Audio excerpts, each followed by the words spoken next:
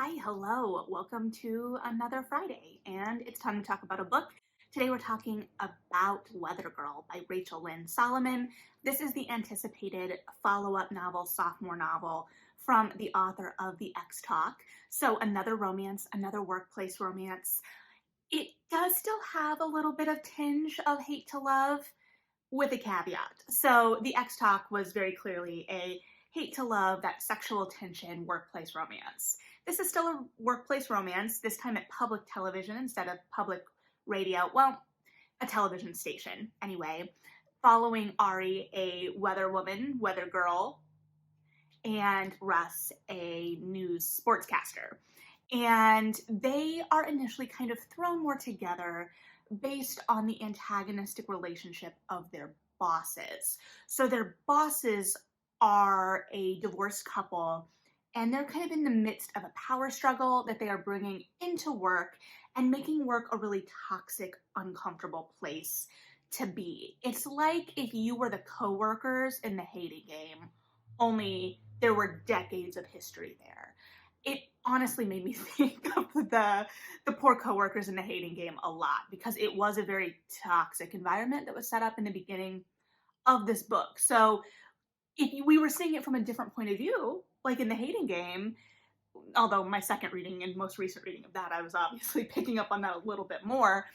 But it's one thing to be in that hate to love dynamic and seeing from that point of view, but then seeing from someone on the outskirts of that plot line, it's like, ooh, yes, no, this is not a good workplace. And one of the opening scenes at a holiday party, well, a Christmas party, because our leads are Jewish and they make it very clear that it is a Christmas party, that they not really much Jewish representation in the holiday party. There is a big incident, and Ari and Russ kind of end up at the bar together, kind of commiserating because neither are really happy with what is going on at work. Both the atmosphere and the fact that this relationship from their bosses is kind of sucking all of the air and energy from their bosses. They aren't really present with their direct reports. Ari grew up watching her boss on television. She idolized this woman. She wanted to be like her in terms of being a meteorologist, and she's getting no guidance, no mentorship. She hasn't had a performance review, like a real one, in years. And Russ is still kind of on the college sports beat, and he's not really being given opportunities to grow. And so both of them are feeling kind of stalled in their career and in their development on top of this really toxic environment they're in. And I will say that toxic environment did put me on edge at first. There is a trigger warning at the beginning of the book I should mention because Ari is dealing with depression, and that really permeates the book and the tone of the book. But the atmosphere at the beginning of the book, when they're kind of sitting down at this bar and plotting, is what they end up doing. They get drunk and they're like, well, it seems like they hate each other, but also there are these little sprinklings that they get this idea that these two people are not done with their relationship yet, that there are still some feelings there. And they're like, if we could get them back together, it would make all of our lives a lot more pleasant. And so then they start plotting getting them back together. And so I, as a reader, immediately went from this really toxic workplace that honestly did give me some anxiety because I'm like, this isn't professional. I don't know how they're getting away with this. Where's the HR department? At least in the Hating Game, we knew there was an HR department that they were basically terrorizing. And it was just uncomfortable. And then they're like, let's get these two together. And I was like, oh, this is going to give me a lot of secondhand embarrassment. I don't know if I can handle this, but I know that this is going to be what pushes our leads together. And I was very invested in our leads being together. Ari was just coming off of a broken engagement at the beginning of this book, and a lot of it does stem back to her mental health and her mental health journey. She has depression. She's very open with that. This is from her point of view. And she is open with us as readers about that, but she hadn't been open with her ex-fiance about that. And so there was kind of a breakdown of that relationship because he said, you're always on with me, basically. You are always newscaster version of yourself and the sunny version. So she was in this shift, but that relationship wasn't kind of the most looming thing. That breakdown of that relationship wasn't the most kind of looming thing for her. It didn't feel like, as she was getting closer to Russ, that this was a rebound of any kind, or that there was lingering feelings for the ex that she was having to kind of overcome in pursuit of this relationship, which was interesting because it was still a very, very slow burn. Russ, we come to find out, has a daughter. He had a daughter with his high school girlfriend very young, and they stayed friends and are raising this daughter together, but that has kind of put him out of the mix a little bit. And as I alluded in my preview for the month, he is a plus size man, and how that kind of plays into his sense of self and self-perception. And it talks a little bit about it in terms of like the professional way that may impact him. And it does for Ari as well, just kind of like that public perception of how the audience kind of comments on newscasters' looks. And there is a reference I think he makes at the bar when they're first kind of getting to know each other a little bit better, because the sports desk has a kind of separate area in the newsroom, so they don't have like deep conversations at work, and he's kind of always held himself at a distance. That in his interview there was a reference to the fact that he was overweight and having an overweight sportscaster. And I'm not really a sports person, I know, shocker. But one of the things I loved about Russ and his characterization was how he talked about sports, and how he talked about sports in relation to it being personal and the stories you can tell about people and get close, and that sense of community in relation to sports, and that I can understand. So they're both very lovable characters, but they're also very guarded. The first 20 to 25% of the book, we're just seeing them kind of interacting with each other just a little bit. It takes to really the good 50% mark to feel like that relationship is doing anything like substantial. And then there is a little bit more development there, and obviously that slow burn does pay off, and I think it ramps up well, especially considering where these characters are in their lives.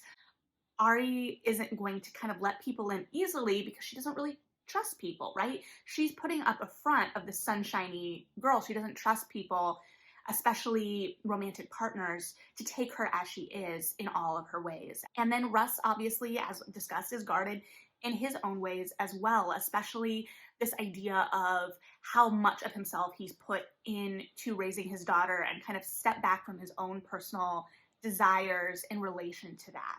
And as I said in my January preview, I was very excited to see the body diversity on the man's side in this, and I loved the way it was handled. It was definitely acknowledged. We knew that this was a fat hero, and he called himself fat. He uses that as a descriptor. As he says, it's not a dirty word, it's just an adjective. But I loved the way it was addressed, because it was just kind of a stated fact. And we did see a little bit of insecurity related to that, but it wasn't dwelled on. And then in one of the more intimate scenes, it very casually referenced the stretch marks on his stomach, and it was still in a very sensual setting. So it's just really nice to see that representation spreading. And he was a little reserved and shy, but he was just such a nice guy, and all of the slow burn action established that he was just a genuinely nice guy, and that he was someone that Ari could open up to. And we kind of had to have that slow burn so that she could build trust with him as well. And so it's just very easy to care about our love interests in this. And that brings me to one thing I would like to have seen. And this is a common thing with particularly contemporary romances, particularly these contemporary romances that are coming out in the trade paperbacks with the illustrated covers. Actually, I don't know that I've seen this with a historical and had this critique recently, is that I missed the other love interest's point of view. This is first person from Ari's point of view. For context or reference, if you're not a heavy romance reader, especially in like historical, which is kind of where I did my bread and butter growing up in the romance genre, generally the narrative is a third person and it switches focus back and forth. So it's not full omnipresent, like we're kind of a little bit more focused, but that means we get into both of our love interests' head a little bit more. And so I really would have liked to see Russell's point of view in this as well. I really liked him, but he was also a little bit more guarded. And I wanted to kind of see that vulnerability as well as that kind of rush of emotion from his point of view. And so both of them are kind of having to learn how to articulate what they want from each other. And one of the things that really resonated with me with Ari as well is it became obvious kind of early after that first night at the bar that she had a crush on Russ. And she referenced it mentally. She'll be like, it's okay if I have a crush on him, I'll get over it. Or this idea of just kind of having a crush, but persisting on and not expecting to act on it or to assume it wouldn't be reciprocated. And I felt that. And so it felt like they kind of both were living in this space where they kind of had to get over that hurdle of actually articulating the feeling, which also feels real. And we get lots of illumination from Ari's point of view. Like, we know she has a crush on Russ, even if she's playing it down. But ultimately, I really enjoyed this book. I sped through it. It kept me engaged. It kept me invested. It kept moving in terms of the pacing. I managed to get through the awkward bits. And again, that's just me. I just get secondhand embarrassment. But like I said, I really cared about these leads and cared about their journey. So it felt like being let in to something that felt familiar, that felt real. It felt attainable in a lot of ways and comforting in that because there was a lot of familiarity. I think it was a great follow-up to the X-Talk. It had a different tone, but still felt familiar, especially in terms of setting, and just shows a great versatility while still feeling in a similar world. So I'm really excited to see what she continues to do in her books because I think that this kind of lays a groundwork that I can trust that I'm gonna enjoy what's going on. So yes, the first, quarter to 40-ish% of this might be a little stressful, especially if you're like me and get really bad secondhand embarrassment and you're working through some slow burn on top of that, so you're not like really seeing that payoff quite yet, but the payoff is worth it. I really enjoyed these characters together, and that slow burn was necessary to kind of like see that build. And once we got a little further into their relationship, it was nice to see those walls kind of start to come down and how that paid off and how they communicated with each other, even in terms of the relationship, especially in terms of intimacy in the relationship, I thought was expertly done. So if you have read this, I'd be really interested to hear what you thought of it in relation to the X-Talk as well, if you read both, or if you think this might be up your alley if you haven't read it yet. I don't know. But I was really excited by this one. I was a little nervous going in, I'm not gonna lie, especially like I read the trigger warning at the beginning and I was like, oh, this might be a little deeper and denser than I was prepared for because I was kind of going in for like the more rom-com.